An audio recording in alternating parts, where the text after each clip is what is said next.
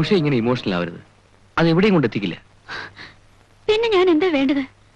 എങ്ങനെ ഏട്ടനെ പറഞ്ഞ് മനസ്സിലാക്കേണ്ടത്? ഏട്ടനോട് എതിർക്കണം.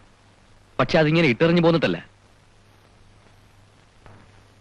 അകത്ത് നിന്ന് ഫൈറ്റ് ചെയ്യണം, അവിടെ നിന്നുകൊണ്ട്. എങ്കിലേ അവകാശപ്പെട്ടത് പിടിച്ചെടുക്കാൻ പറ്റൂ. ഉഷ തൽക്കാലം വീട്ടിലേക്ക് പോകും, ഞാൻ ഡ്രോപ്പ് ചെയ്യാം. വളരെ ആലോചിച്ചിട്ട് വേണം നീ അടുത്തൊരു സ്റ്റെപ്പ്. എനിക്കൊന്നും ആലോചിക്കാനില്ല, വേറെ എങ്ങോട്ടും പോകാനുമില്ല.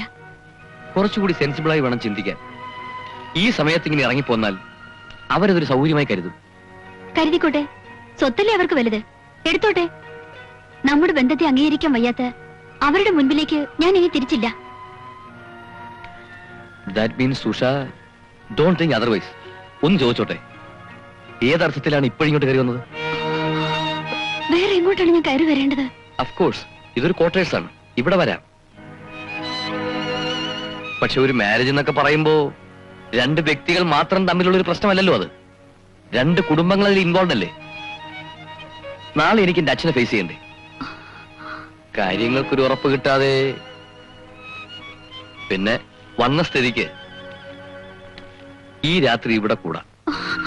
Most welcome.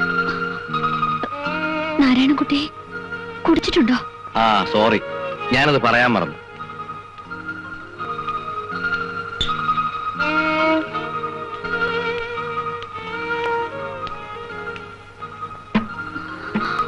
നമ്മൾ തമ്മിൽ എന്തിനാ ഒരു പറ? ആ കല്യാണത്തിന്റെ കാര്യമൊക്കെ അച്ഛനും ഉഷയുടെ ഏട്ടനും കൂടെ തീരുമാനിച്ചോട്ടെ. പക്ഷേ ഐ തിങ്ക് ഈ രാത്രി ദിസ് ഈസ് ഫോർ us.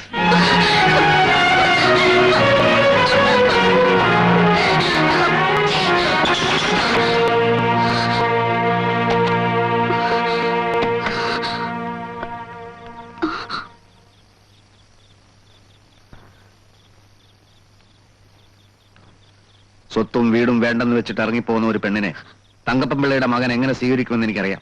അതുകൊണ്ട് അകത്തോട്ട് വരാതിരുന്നത്. തൃപ്തിയായോ? ഇപ്പൊ തൃപ്തിയായോന്ന്? കോളേജിൽ പോയ അനുജത്തി തിരിച്ചു വന്നില്ല. എവിടെ ഉണ്ടാകുമെന്നറിയാതെ നെഞ്ചിൽ തീയുമായി രണ്ടുപേരവിടെ ഉമ്മറത്ത് കുത്തിയിരിപ്പുണ്ട്. വണ്ടി കയറ്. ഞാൻ വരില്ല, ഏട്ടനെ ഫേസ് ചെയ്യാൻ എനിക്ക് വയ്യ. എന്താ വയ്യാത്തത്? ഇനിയെങ്കിലും സത്യം മനസ്സിലാക്കുക. സ്വത്തിനോടുള്ള ആർത്തി കൊണ്ടല്ല കേശവണ്ണൻ ഇതിനെതിരെ നിന്നത്. ഇങ്ങനെ ഒരു ചെറ്റയ്ക്ക് വേണ്ടിയാണ് ഉഷ ഏട്ടനെ തള്ളിപ്പറഞ്ഞത്. എനിക്ക് തെറ്റിപ്പോയി. ഈ പറഞ്ഞത് മനസ്സ് തട്ടിയാണെങ്കിൽ മതി, ഇതിലും വലിയൊരു പ്രായശ്ചിത്തം വേണ്ട.